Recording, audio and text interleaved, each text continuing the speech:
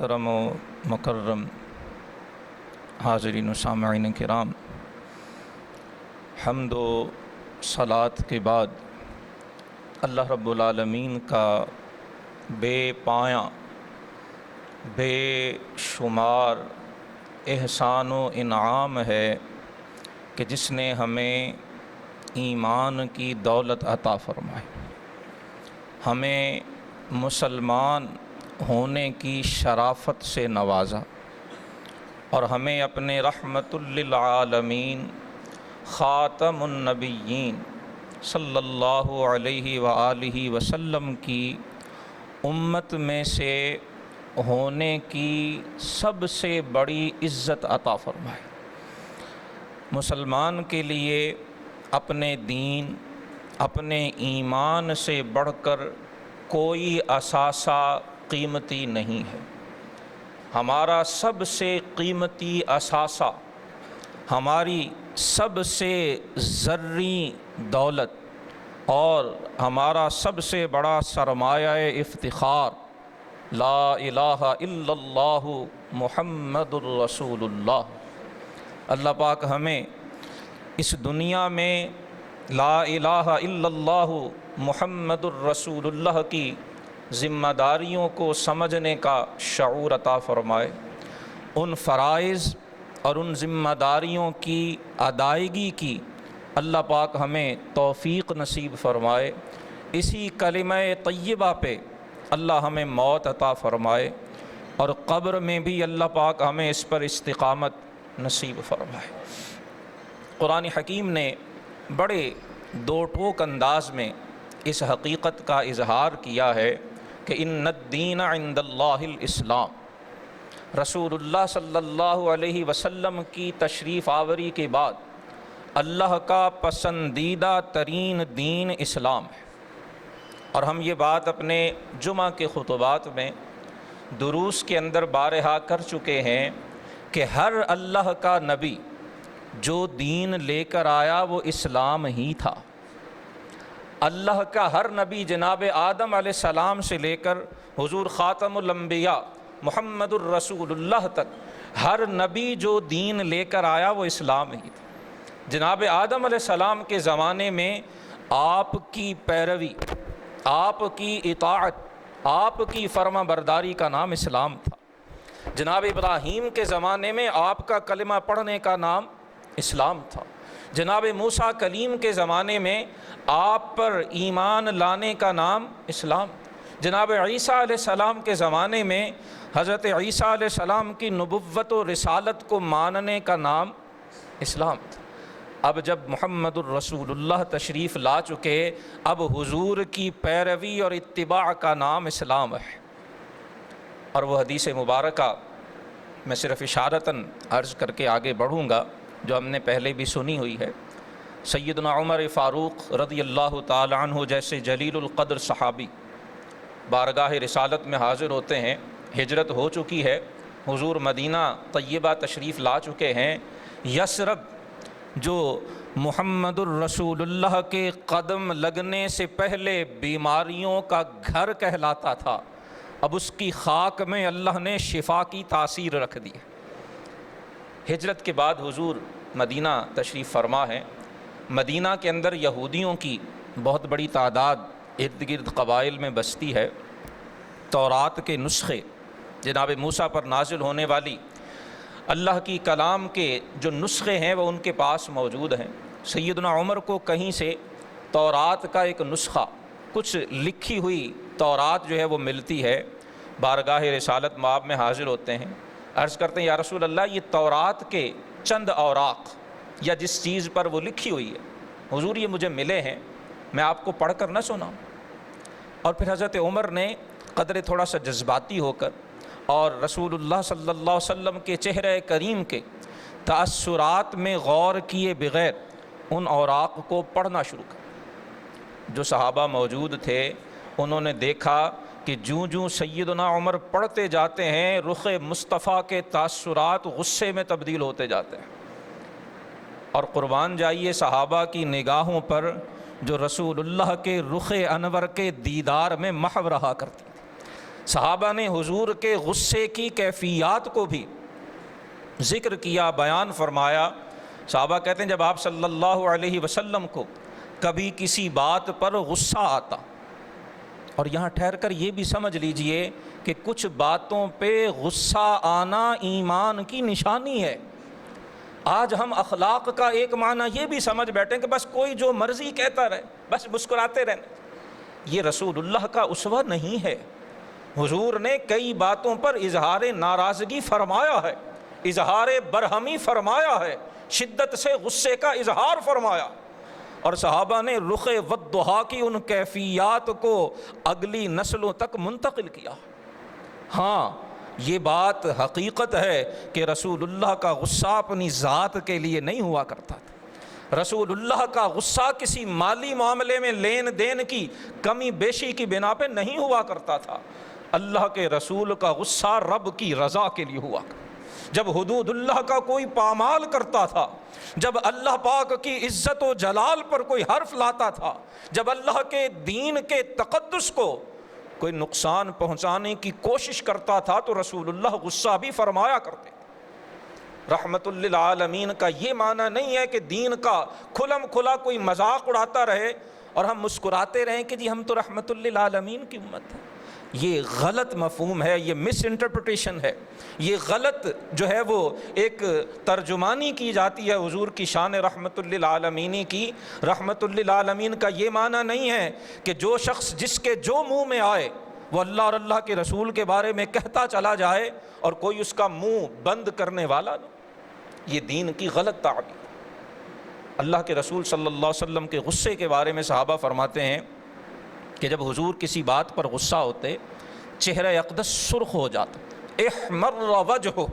چہرہ انور کی رنگت سبحان اللہ جو سرخ و سفید ویسے ہوتی تھی، انتہائی گورے، نور علی نور۔ صحابہ کہتے ہیں حضور کا رخ انور جب دیکھتے تھے تو یوں لگتا تھا کأن الشمس تجری فی وجہہ، کہ جیسے حضور کے چہرے میں آفتاب پنہا ہے، جیسے آفتاب کی روشنی، جیسے سورج کی روشنی ہوتی ہے، اللہ کے رسول کا چہرہ سورج کی طرح روشن ہوا۔ اس چہرہ اقدس پر جب غصے کے تاثرات ہوتے تو صحابہ فرماتے ہیں حضور کا چہرہ شدید سرخ ہوتا،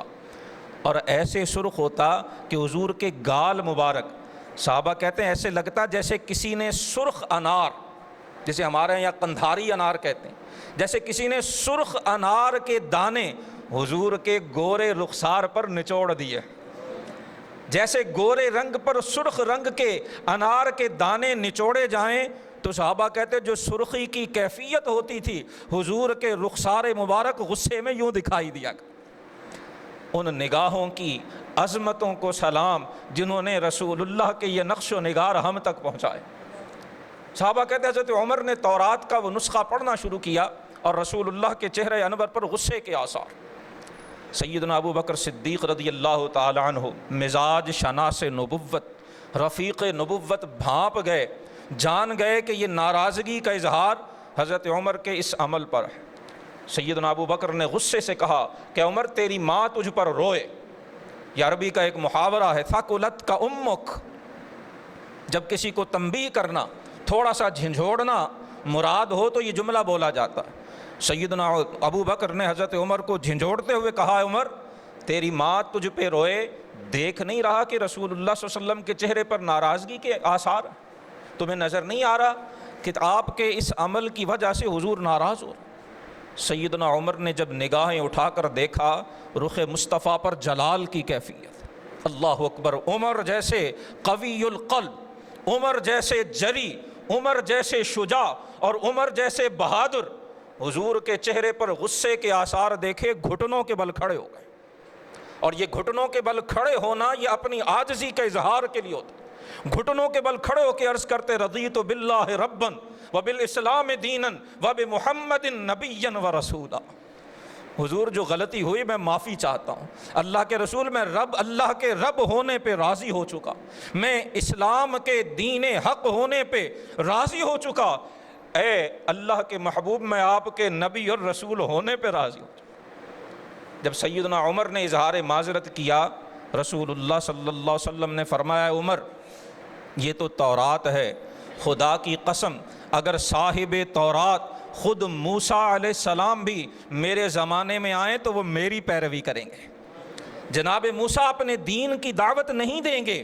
جناب موسیٰ تورات کی تبلیغ نہیں کریں گے۔ اگر جناب موسیٰ میرے زمانے میں ہوں گے تو وہ بھی میری اتباع کریں گے، وہ بھی مجھ پہ نازل ہونے والے قرآن کے داعی بنیں گے، وہ قرآن کی دعوت دیں گے، وہ تورات کی دعوت نہیں دیں گے۔ اور اللہ کے رسول کا یہ فرمان، یہ سورہ آل عمران کی اس آیہ مبارکہ کی تفسیر ہے جس میں اللہ نے عہد میثاق کا ذکر کیا، جو عالم ارواح میں تمام انبیاء سے لیا گیا تھا کہ اگر تمہاری زندگی میں میرا رسول مکرم تشریف لائے لَتُؤْمِنُنَّ بِهِ وَلَتَنْصُرُنَّهُ، اے آدم، اے نوح، اے موسیٰ، اے عیسیٰ، اے ابراہیم، اے اسماعیل، اے تمام انبیاء کرام علیہم الصلاۃ والتسلیمات، اگر آپ کے ہوتے ہوئے میرا وہ نبی آخر الزماں، وہ خاتم الانبیاء آئے تو تم سب ایمان بھی لاؤ گے اور ان کی مدد بھی کرو۔ اللہ کے رسول نے حضرت عمر کے اپنے سامنے تورات پڑھنے کو ناپسند بھی فرمایا، اور ساتھ ہی یہ بھی بتا دیا کہ خود صاحب تورات بھی آئیں گے تو پیروی محمد الرسول اللہ کی کریں گے۔ گویا ہمیں بتا دیا گیا کہ حضور کے دنیا میں آ جانے کے بعد، اور پھر خصوصاً وہ شخص جو آپ صلی اللہ علیہ وسلم کا کلمہ پڑھتا ہے، جو مسلمان کہلاتا ہے، مسلمان کہلانے والا اگر کسی دوسرے دین کو اسلام کے برابر یا نعوذ باللہ اس سے بہتر سمجھتا ہے تو وہ اپنے ایمان کی خیر منائے۔ مسلمان کا یہ ایمان اور یہ قرآن کا اعلان ہے، ان الدین عند اللہ الاسلام۔ بدقسمتی یہ ہے کہ مسلمان معاشرے میں ہر زمانے اور ہر دور میں ایسے لوگ موجود رہے ہیں جو زبان سے تو کلمہ پڑھتے ہیں لیکن دل کی گہرائیوں میں کلمے کی چاشنی اور مٹھاس ان بد نصیبوں کو کبھی نصیب ہی نہیں ہوئی، اور پھر مسلمانی کا لبادہ اوڑھ کر وہ مسلمانوں کے خلاف سازشیں کرنے میں مصروف رہتے ہیں۔ حضور کے حین حیات منافقین موجود تھے، قرآن حکیم نے تفصیل کے ساتھ ان کا ذکر کیا ہے۔ سورۃ البقرہ کے اندر قرآن کی پوری سورت المنافقون کے نام سے موسوم ہے، اور اس کے ساتھ ساتھ یہاں جو آج سورۃ البقرہ کی آیہ نمبر 121 ہم نے خطبہ جمعہ میں سنا، اس میں بھی بتایا گیا ہے کہ جو مسلمان ہوتے ہوئے یہ چاہتا ہے کہ اس سے مشرکین و کفار بھی راضی رہیں، یہودی بھی اس سے راضی ہو جائیں، عیسائی بھی اس سے راضی ہو جائیں، وہ مسلمان بھی رہے اور کوئی اس سے ناراض نہ ہو، کسی کے دل میں اس کے بارے میں رنج نہ ہو، یہودی ہے، سکھ ہے، ہندو ہے، عیسائی ہے، مرزائی ہے، قادیانی ہے، سب اس سے راضی رہیں۔ قرآن کی آیت نمبر 121 سورہ بقرہ ہے، سورہ نمبر 2 ہے، آیہ نمبر 121 ہے۔ اسے ذرا تنہائی میں بیٹھ کر آپ بھی پڑھیے گا، اور اگر میری آواز کسی ایسے کان تک پہنچ رہی ہے، کسی ایسی سماعت تک پہنچ رہی ہے کہ جس کے دل میں یہ خیال ہے کہ میں مسلمان بھی رہوں، عیسائی بھی مجھ سے راضی ہو جائیں، یہودی بھی راضی ہو جائیں، ہندو بھی راضی ہو جائیں، سکھ بھی راضی ہو جائیں، مرزائی بھی راضی ہو جائیں، قادیانی بھی راضی ہو جائیں، جس کے دل میں یہ خیال خام اور یہ خواہش ناتمام ہے، وہ قرآن کی آیت پڑھ لے۔ اللہ کا فرمان ہے وَلَن تَرْضَىٰ عَنْكَ الْيَهُودُ وَلَا النَّصَارَىٰ۔ لن ترضا عربی گرامر کی روح سے یہاں تاکید ہے، ایمفیسس، اور یہ اللہ کا کلام، یہ کسی انسان کا کلام نہیں ہے، یہ کسی انسان کی گفتگو نہیں ہے، یہ خالق انسانیت کا پیغام ہے، یہ الرحمن الرحیم کی شان والے پروردگار کا اعلان ہے۔ فرمایا ہرگز ہرگز یہودی اور عیسائی تم سے راضی نہیں ہوں گے حتیٰ تتبع ملتہم، جب تک تم اپنا دین چھوڑ کر ان کے دین کو قبول نہیں کر لیتے۔ انہیں تمہارے نام سے غرض نہیں ہے، انہیں تمہاری ذات سے غرض نہیں ہے، انہیں تمہارے دل میں جلتے ہوئے ایمان کے دیے سے دشمنی ہے، انہیں تمہارے دل میں جلنے والی ایمان کی شمع سے عداوت ہے، اور وہ تمہارے دل کے نہا خانوں میں یہ لا الہ الا اللہ محمد الرسول اللہ کا جو چمکتا ہوا چراغ ہے وہ اسے بجھانا چاہتے ہیں۔ یریدون لیطفئوا نور اللہ بافواہہم، وہ چاہتے ہیں کہ اپنی پھونکوں سے مسلمان کے دل میں جلنے والے اس چراغ کو بجھا دے۔ واللہ متم نورہ، اللہ کا اعلان ہے کہ اللہ اپنے دین کو پورا فرما کے چھوڑے۔ یہاں اعلان کر دیا ہے کہ ہرگز کبھی بھی قیامت تک یہودی اور عیسائی، فرمایا اس وقت تک تم سے خوش نہیں ہوں گے جب تک تم ان کے دین کی پیروی نہیں کرتے۔ قل ان ھدی اللہ ھو الھدی، فرمایا حبیب آپ اپنی زبان کریم سے اعلان کر دیجئے کہ ہدایت تو اللہ کی طرف سے عطا ہوتی ہے، یہ تو عطیہ الہی ہے، یہ تو تحفہ ربانی ہے، وہ خوش بخت ہے، وہ سعادت مند ہے، اسے اپنی قسمت پہ ناز کرنا چاہیے جسے اللہ نے ایمان کی دولت عطا فرمائی۔ ان ھدی اللہ ھو الھدی، یہ بازار سے خریدی نہیں جاتی ہے، یہ مارکیٹوں میں بیچی نہیں جاتی ہے، اسے قیمت دے کے حاصل نہیں کیا جاتا ہے، ارے یہ تو اللہ کا عطیہ ہے، اس کی قیمت کو جانو تو صحیح۔ ان ھدی اللہ ھو الھدی، قرآن بار بار کہتا ہے من یہد اللہ فلا مضل لہ، جسے اللہ ہدایت دے اسے کوئی گمراہ نہیں کر سکتا۔ ہدایت من جانب اللہ ہوا کرتی ہے، اس میں کسی کی عبادت، کسی کی ریاضت، کسی کا تقوی، کسی کی صلاحیت، کسی کا علم، کسی کی کوئی خوبی، کسی چیز کا دخل نہیں ہے، یہ خاص میرے مالک کی عطا ہوا کرتی ہے۔ قرآن کا اعلان ہے الحمدللہ الذی ہدانا لہذا وما کننا لنہتدی لولا ان ہدانا اللہ۔ صحابہ کی زبان پر یہ کلمات ہوتے تھے، زبان مصطفیٰ سے یہ ترانہ جاری ہوتا تھا کہ سب تعریفیں اللہ کے لیے ہیں جس نے ہمیں اسلام کی ہدایت بخشی۔ ہدایت میرا رب دیتا ہے، اور اگر اللہ ہدایت نہ دیتا فرمایا ہم کبھی بھی ہدایت پانے والے نہیں تھے۔ سو یہ بات قرآن نے کھول کر بیان کر دی کہ ہدایت من جانب اللہ ہے، اور وَلَئِنِ اتَّبَعْتَ أَهْوَاءَهُمْ بَعْدَ الَّذِي جَاءَكَ مِنَ الْعِلْمِ، فرمایا جب اللہ کی طرف سے تمہارے پاس علم آ چکا، محمد الرسول اللہ کے سینہ اطہر پر، سینہ اقدس پر، صاحب علم نشرہ پر جب قرآن کا علم اللہ نے نازل فرما دیا، غار حرا کی خلوتوں سے لے کر مکہ مکرمہ اور مدینہ طیبہ کی جلوتوں تک جب ہم نے تمہیں قرآن کی صورت علم دے دیا ہے، حق آشکارا کر دیا ہے، اور حق کا رخ روشن تمہارے سامنے عیاں کر دیا، اب فرمایا جو اس کے بعد یہودیوں اور عیسائیوں کی خواہشات کی پیروی کرتا، وَلَئِنِ اتَّبَعْتَ أَهْوَاءَهُمْ، حق پہچان لینے کے بعد، رسول اللہ کی نبوت کو مان لینے کے بعد، قرآن کی صداقت کو تسلیم کر لینے کے بعد، فرمایا اب بھی جو یہود و نصارہ، عیسائیوں اور یہودیوں، اور اگر آج کی ٹرمنالوجی، موجودہ اصطلاح کی زبان میں ہم بات کرنا چاہیں تو آج کی جو ویسٹرن پاورز، آج کی جو مغربی طاقتیں، آج کی جو مغربی قوتیں ہیں، قرآن کی آیت مسلمان کو پکار پکار کے کہہ رہی ہے کہ پھر جو علم آ جانے کے بعد، حق آ چکنے کے بعد یہود و نصارہ کی خواہشات کی پیروی کرتا ہے تو اس کا انجام کیا ہوتا ہے؟ مَا لَكَ مِنَ اللَّهِ مِن وَلِيٍّ وَلَا نَصِيرٍ، فرمایا پھر جو قرآن کو چھوڑ کر یہود و نصارہ کی خواہشات کو پورے کرنے میں لگا رہتا ہے، جو محمد الرسول اللہ کے اسوہ حسنہ کو چھوڑ کر، سنت مبارکہ کو چھوڑ کر، صحابہ کے طریقہ متوارثہ کو چھوڑ کر اب جو یہود و نصارہ کی خواہشات کو پورا کرنے میں لگا رہے گا، اس کو کیا عاقبت، کیا انجام اور کس نتیجہ کو دیکھنا پڑے گا؟ فرمایا مَا لَكَ مِنَ اللَّهِ مِن وَلِيٍّ، اللہ کی طرف سے اس کا کوئی مددگار نہیں ہوگا، ولا نصیر، وہ اللہ کی مدد سے بھی محروم ہوگا اور اللہ کی حمایت سے بھی محروم۔ یہ انجام ہے جو قرآن نے بتایا ہر اس فرد کا اور ہر اس قوم کا جو مسلمان ہوتے ہوئے اسلام کو چھوڑ کر، اس کے تقاضوں کو پس پشت پھینک کر یہود و نصارہ کی خواہشات کو پورے کرنے میں، انہیں راضی کرنے میں لگتا ہے، اللہ فرماتا ہے پھر وہ رب کی تائید سے محروم ہو جاتا ہے، پھر اللہ کی حمایت اس کی پشت سے کھینچ لی جاتی ہے، بھلے وہ فرد ہو یا قوم ہو۔ اور یاد رکھیے جسے تائید ربانی سے محروم کر دیا جائے، جسے حمایت الہی سے محروم کر دیا جائے، اس کے مقدر میں سوائے ذلت اور رسوائی کے اور کچھ بھی نہیں رہے۔ یہ آیہ مبارکہ آج عرض کرنے کا مقصد یہ تھا کہ ہماری بڑی بدقسمتی ہے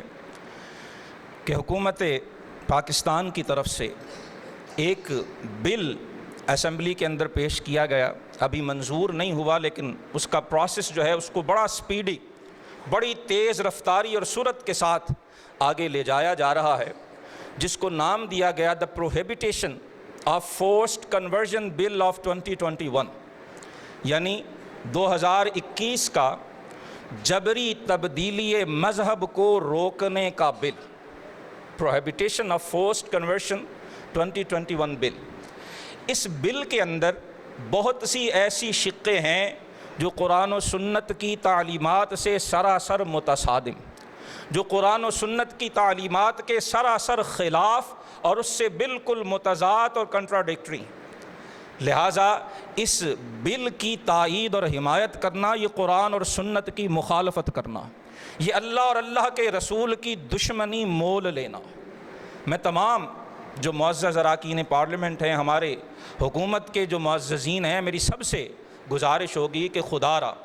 خدا را ہوش کے ناخن لیں، اور اس طرح کی قانون سازی جو خود آئین پاکستان کے بھی خلاف ہے، آئین پاکستان کی روح سے کوئی ایسا قانون جو قرآن و سنت سے متصادم ہو وہ آئین پاکستان کا حصہ نہیں بنایا جا سکتا، اور آئین پاکستان بعد کی بات ہے، ہم اس سے بھی پہلے اللہ اور اللہ کے رسول کے حکم کے پابند۔ اس بل کی جو اسلام اور ہماری دینی تعلیمات سے متصادم شقیں اور کلاز اس کے اندر بنائی گئی ہیں، ان میں سے ایک شق یہ رکھی گئی کہ کوئی شخص 18 سال سے پہلے اگر وہ مسلمان ہونے کے لیے کلمہ پڑھے بھی تو اسے مسلمان نہیں ہونے دیا جائے گا، اس کا اسلام کنسیڈر نہیں کیا جائے گا۔ اگر کوئی ہندو، کوئی سکھ، کوئی مرزائی، کوئی عیسائی، کوئی یہودی، کوئی غیر مسلم، کوئی نان مسلم، وہ اگر اسلام قبول کرنا چاہتا، اس کی عمر 18 سال سے کم ہے، تو اس بل میں یہ شق رکھی گئی، اور جو غیر مسلم کمیونٹیز ہیں ان کے کہنے پر، اور سب سے بڑی بدقسمتی اور دکھ کہ جو ویسٹرن پارٹس، مغربی طاقتیں، سورۃ البقرہ کی آیہ نمبر 121 میں نام لے کر یہود و نصارہ فرمایا گیا، ان کو خوش کرنے کے لیے، یورپین یونین سے GS+ کا سٹیٹس حاصل کرنے کے لیے، اس جو ہے وہ خیال خام کو پورا کرنے کے لیے جو مصطفیٰ کمال کا بھی پورا نہیں ہوا۔ وقت نہیں ہے،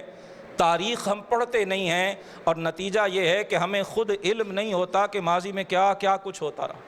مصطفیٰ کمال نے ترکی کے اندر اذان پر پابندی لگا دی،